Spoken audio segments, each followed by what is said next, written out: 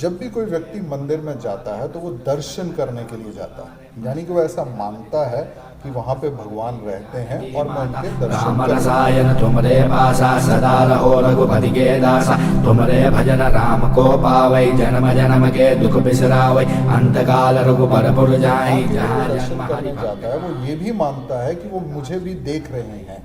तो मंदिर में जाकर व्यक्ति भगवान के दर्शन करता सब है। पीरा जो सुमिरे हनुमत बलबीरा। जय जय जय हनुमान गुसाई कृपा करो गुरुदेव की नाई। जो सत बार पाठ कर कोई अपने छूट मन ही की बात बंदी। बोलता है वहाँ पे, क्योंकि उसका ये मानना है कि वो डाइटी मुझे देख रहे हैं, वो देवता मुझे देख रहे हैं, मैं उनके दर्शन कर रहा हूँ और मेरी बात को भी महादेरा पवन तनय संकट हरण मंगल मूर्ति रूप राम लखन सीता सहिता हृदय बस। Hello everyone, welcome to Hanuman Chalisa series. चलिए प्रवेश करते हैं चौपाई संख्या 4 और 5 की तरफ और देखते हैं तुलसीदास जी हमें क्या बताना चाह रहे हैं और ये चौपाइयाँ समझ के हम अपने जीवन में क्या क्या परिवर्तन ला सकते हैं।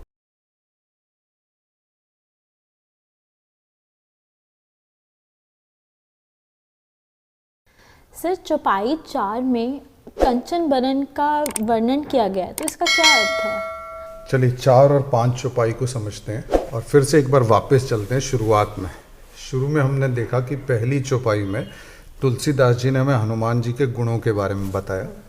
दूसरी चौपाई में हमें पता चला कि हनुमान जी का क्या रिलेशन है राम के साथ और माता अंजनी के साथ। और तीसरी चौपाई में उन्होंने उनके बल का, आध्यात्मिक बल का वर्णन किया।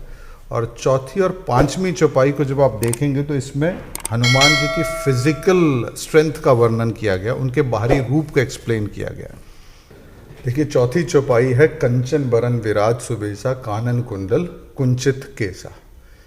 इस चौपाई में हनुमान जी का बाहरी सौंदर्य, उसका वर्णन किया गया है।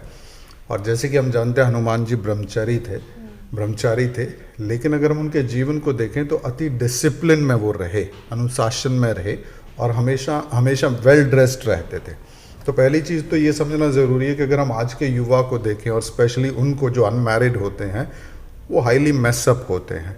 तो पहली चीज़ जो हमें हनुमान जी से सीखने के लिए है वो ये कि आप डिसिप्लिन में रहें और वेल ड्रेस्ड रहें, क्योंकि 21st सेंचुरी प्रेजेंटेशन का टाइम है, जो दिखता है वही बिकता है। तो अगर आप वेल ड्रेस्ड रहते हैं हनुमान जी की तरह और डिसिप्लिन में रहते हैं, एक व्यवस्था में रहते हैं, तो आप विकास करते हैं।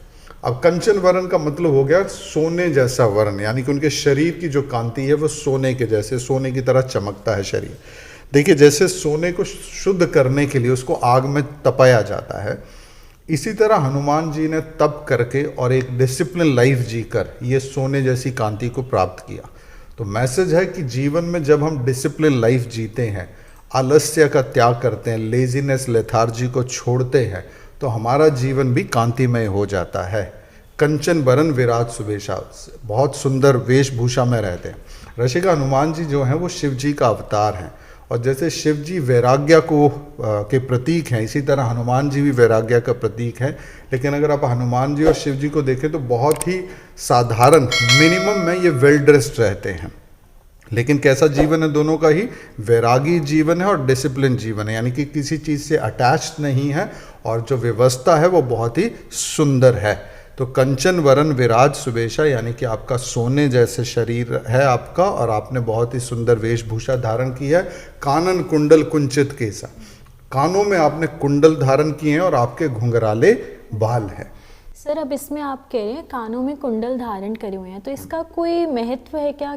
क्यों हम करते हैं ये? देखिए जैसा कि मैंने कहा कि हमारी जितनी भी बुक्स हैं ये साइंटिफिक होती हैं और हर चीज़ में कोई ना कोई गहरा मीनिंग छुपा होता है। अगर हम अपने जीवन को देखें, कोई भी व्यक्ति जब तरक्की करता है और अपने व्यक्तित्व का, पर्सनालिटी का विकास करता है, तो उसमें सबसे इम्पॉर्टेंट होता है लिसनिंग स्किल। जो व्यक्ति जितना अच्छा श्रोता होगा वो उतना ही इम्प्रूव करेगा। तो कानों में कुंडल होने का एक संकेत ये भी है कि आप एक अच्छे लिसनर बने। और अगर हम हनुमान जी को देखें तो वो बहुत अच्छे लिसनर थे और वो उन्हीं चीज़ों को सुनते थे जिनसे उनका विकास होता था, और उसमें सबसे इम्पॉर्टेंट क्या था? प्रभु राम का यशगान। आज का युवा जो है उसको हनुमान जी से एक डिसिप्लिन लाइफ सीखनी है। क्यों? क्योंकि वो लेथार्जी से भरा हुआ है। सेकंड, जिन चीज़ों का वो श्रवण कर रहा है, जिनको वो सुनता है और जिनको वो देखता है, वो उसके लिए हानिकारक है। अगर हम आज की एंटरटेनमेंट इंडस्ट्री की बात करें तो हमारी फिल्में, हमारे धारावाहिक, हमारा OTT प्लेटफॉर्म क्रिएटिव फ्रीडम के नाम पर आपको वल्गर कंटेंट प्रेजेंट करता है, और जब आपका यूथ इस कंटेंट को देखता है तो आप समझ सकते हो कि उसकी जो डेवलपमेंट है वो किस दिशा में होगी। आज एक बच्चा बहुत कम उम्र में अपनी मासूमियत को छोड़ देता है। ये लोग छुप छुप कर इन फिल्मों को देखते हैं, इन प्रोग्राम्स को देखते हैं, जिससे उनका डैमेज होता है। सो कानन कुंडल का एक मैसेज ये भी है कि आप अच्छे श्रोता बने। दूसरा, अगर आप हिंदू कल्चर को समझे तो आप देखेंगे कि कानों में कुंडल धारण करना एक संस्कार है। एक पर्टिकुलर उम्र में चाहे लड़का हो चाहे लड़की हो, दोनों के कानों में कुंडल डाले जाते थे। ऐसा माना जाता है कि कानों में जब आप कुंडल डालते हैं और ये पॉइंट आपका प्रेस होता है, इसमें छेद किया जाता है, तो आपका आलस्य और निद्रा का त्याग होता है। तो अक्सर कोई भी व्यक्ति जिसके जीवन में आलस्य है या जो बहुत ज़्यादा सोता है, अगर वो किसी एस्ट्रोलॉजर के पास जाए तो उसको रेकमेंड करता है कि आप अपने कानों में कुंडल धारण कीजिए। तो इसका कारण एक ये भी है। सर, जैसे आपने बताया कंचन बरन, यानी कि मतलब सोने का रंग होता है हनुमान जी का, लेकिन उन पे जो संदूरी रंग चढ़ाया जाता है और संदूरी रंग के वो पूरे कवर्ड होते हैं, तो इसके पीछे कोई रीज़न है? इसके पीछे एक बहुत ही सुंदर स्टोरी है। एक बार जब हनुमान जी माँ सीता के पास गए तो उन्होंने देखा कि माँ सीता तैयार हो रही हैं, और तैयार होने के बाद उन्होंने अपनी मांग में सिंदूरी रंग का सिंदूर डाला। तो उत्सुकता बस हनुमान जी ने पूछा कि माँ, ये किस चीज़ के लिए आप अपनी मांग में डालते हो? तो माँ सीता ने बोला कि पुत्र, ये जो है ये प्रभु श्री राम की आयु को लंबा करता है। तो ऐसा माना जाता है कि स्त्री जो अपनी मांग में सिंदूर डालती है, उससे जो उसका पति होता है उसकी आयु लंबी होती है। तो हनुमान जी ने इसको सुना और चुपचाप वहाँ से चले गए, और उन्होंने सोचा कि अगर माँ सीता के इतना सिंदूर डालने से, हनुमान जी ने ये सोचा कि अगर इतना सिंदूर डालने से प्रभु राम की आयु लंबी होती है, तो क्यों ना मैं ही अपने आप को पूरे सिंदूरी रंग से भर दूं। तो उन्होंने अपने पूरे शरीर पर ये सिंदूरी रंग लगाया और वो राम जी की सभा में पहुंच गए। तो जब उनके इस रूप को सबने देखा तो उन्होंने पूछा कि हनुमान जी ये क्या किया है? तो हनुमान जी ने सुनाया कि प्रभु, जैसे माँ सीता डालते हैं आपकी लंबी उम्र के लिए, इसीलिए मैंने भी ये किया। तो ये उनका प्रेम था श्री राम के प्रति, जिसकी वजह से उन्होंने अपने ऊपर सिंदूरी रंग डाला। उसके बाद से फिर ये रहा कि हनुमान जी को ये रंग अति प्रिय है। तो जो भक्त हनुमान को मानते हैं, उन पे श्रद्धा रखते हैं, विश्वास रखते हैं, तो जब भी वो हनुमान जी के मंदिर में जाते हैं तो चमेली का तेल और सिंदूरी रंग से उनका लेप करते हैं। इसलिए ज़्यादातर मंदिरों में आप देखोगे कि हनुमान जी की जो मूर्ति होती है वो सिंदूरी रंग की होती है।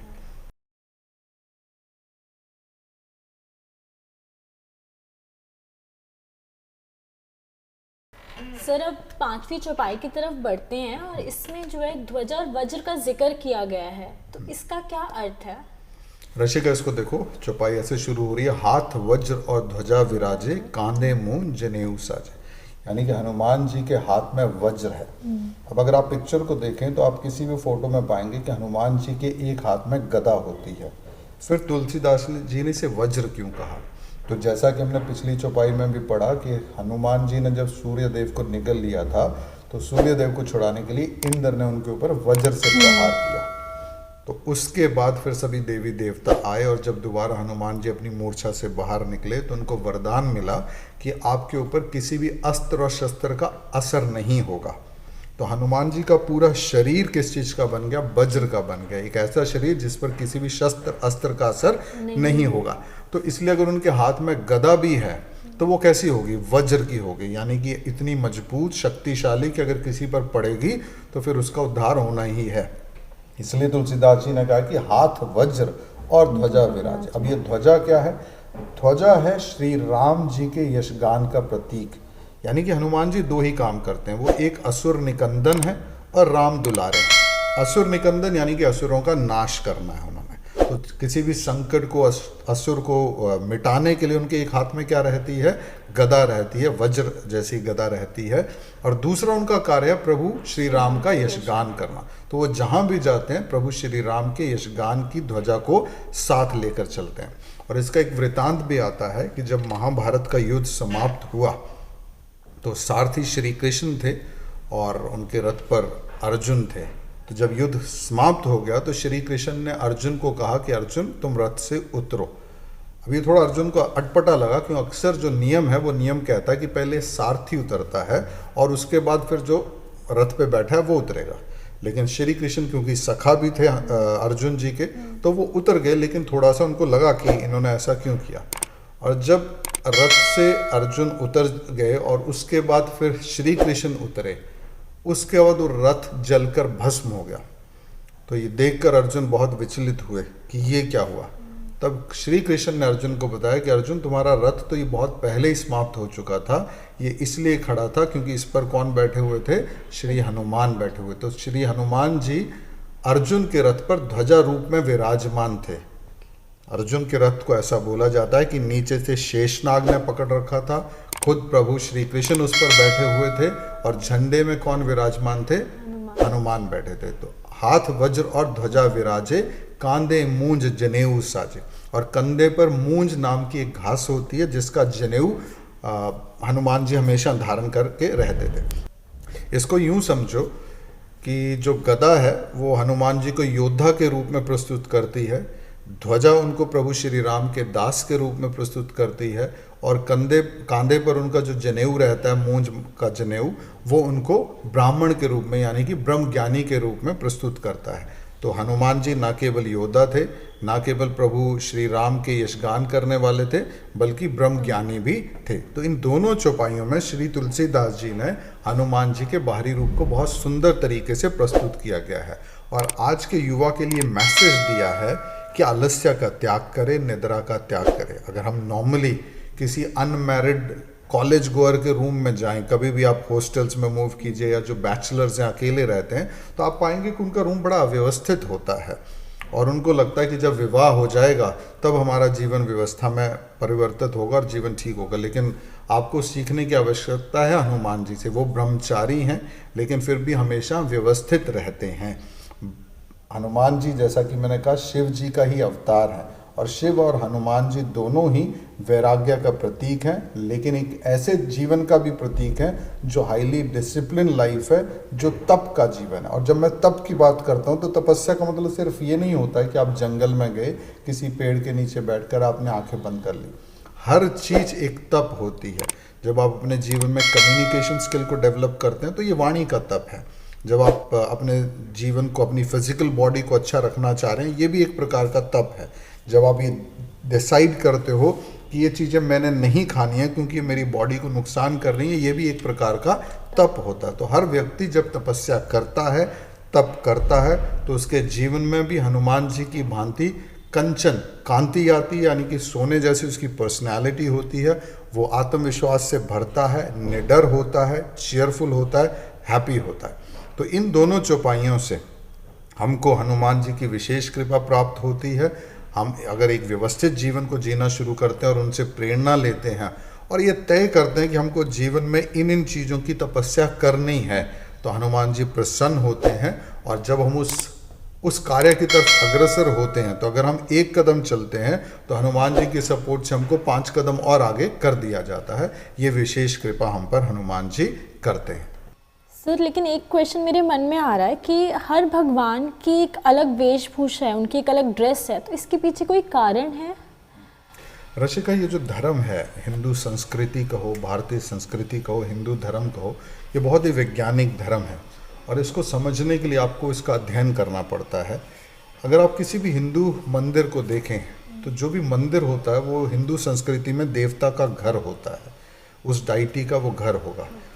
और हर डाइटी का एक अलग फूड होता है, एक अलग ड्रेसअप होता है। अगर हम हनुमान जी को भोग लगाते हैं, एक पर्टिकुलर फूड उनको ऑफर किया जाता है। श्री कृष्ण जी को भोग लगाते हैं तो एक अलग फूड उनको ऑफर किया जाता है। शिव जी को भोग लगाते हैं तो अलग फूड ऑफर किया जाता है। तो ये हिंदू मान्यता है कि जो मंदिर है वो एक पर्टिकुलर डाइटी का घर है, और उसी के हिसाब से वो बनाया जाता है, जिस हिसाब से हम उस डाइटी को मानते हैं।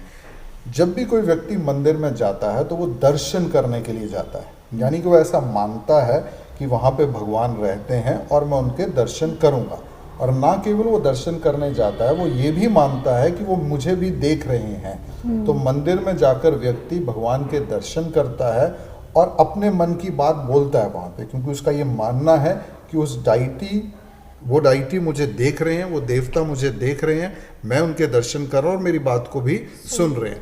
इसलिए हिंदू कल्चर में ये प्रैक्टिस है कि जो भोजन होता है हर देवी का या हर देवता का वो अलग है, हर देवी देवता का वस्त्र भी अलग है, जिस किस्म का उनका जीवन है जो हमको वो सिखाते हैं उसी हिसाब से उनके ड्रेसअप है। अगर हम शिव की बात करें तो वैराग्य का प्रतीक है, तो आपको वैरागी वेशभूषा में मिलेंगे। अगर हम विष्णु की बात करें, प्रभु विष्णु की बात करें, तो वो समृद्धि का प्रतीक है। आप उन्हें देखेंगे कि हमेशा वेल ड्रेस्ड होते हैं। जब हम कृष्ण की बात करते हैं तो सौंदर्य है, यानी कि कृष्ण जी एक ऐसा रूप है जो हर किसी को लुभाता है, आकर्षण है उनके अंदर, सुंदरता है। तो कृष्ण हर रूप में पूजे जाते हैं, एक बाल रूप में भी पूजे जाते हैं, युवा रूप में भी पूजे जाते हैं। जब हम दुर्गा की बात करते हैं वो एक शक्ति का प्रतीक है, तो उनके हाथ में आपको त्रिशूल भी मिलेगा। तो एक बहुत ही वेल डिफाइंड और एक डीप मीनिंग के साथ ये सारी चीज़ें बनाई जाती हैं। तो अक्सर आप ये पाओगे कि हर देवी देवता का भोजन और वस्त्र अलग होते हैं, और हम ये मानते हैं कि जो मंदिर है वो उनका घर है, और जब हम वहाँ पर जाते हैं तो हम उनके दर्शन करने के लिए जाते हैं। प्लस हम ये भी आस्था रखते हैं कि ना केवल हम उन्हें देख रहे हैं, वो भी हमको देख रहे हैं और सुन रहे हैं। तो अक्सर जो हमारे मंदिर होते हैं वो ना केवल वहाँ पर प्रभु की स्तुति की जगह होती है, वो एक वार्तालाप की जगह भी है, जहाँ पर भक्त अपने भगवान से बात करता है, अपनी बातें बताता है, अपनी समस्याएं बताता है, अपनी डिमांड्स भी रखता है। तो ये एक बहुत ही डिफरेंट कल्चर है जिसको स्टडी करने के लिए आई गेस की कोशिश करनी पड़ती है, तभी ये समझ आता है, अदरवाइज ये समझ भी नहीं आता। चलिए गाइस, हमने समझा 21st सेंचुरी में हमें व्यवस्थित होना बहुत ज़रूरी है, डिसिप्लिन रहना इज़ वेरी इंपॉर्टेंट। एंड हमने देखा कि अगर हमें विकास की ओर बढ़ना है तो हमें तप करना पड़ेगा, उसकी तपस्या करनी पड़ेगी, हनुमान जी के गुणों को देखना पड़ेगा। और हमने ये भी समझा कि एक मंदिर में हम जब जाते हैं तो ना केवल हम भगवान को देखते हैं, बल्कि वह भी हमें देखते हैं और वह भी हमें सुनते हैं। तो चलिए इसी समझ के साथ अब हम आपसे मिलेंगे अगली चौपाई में। जय श्री राम।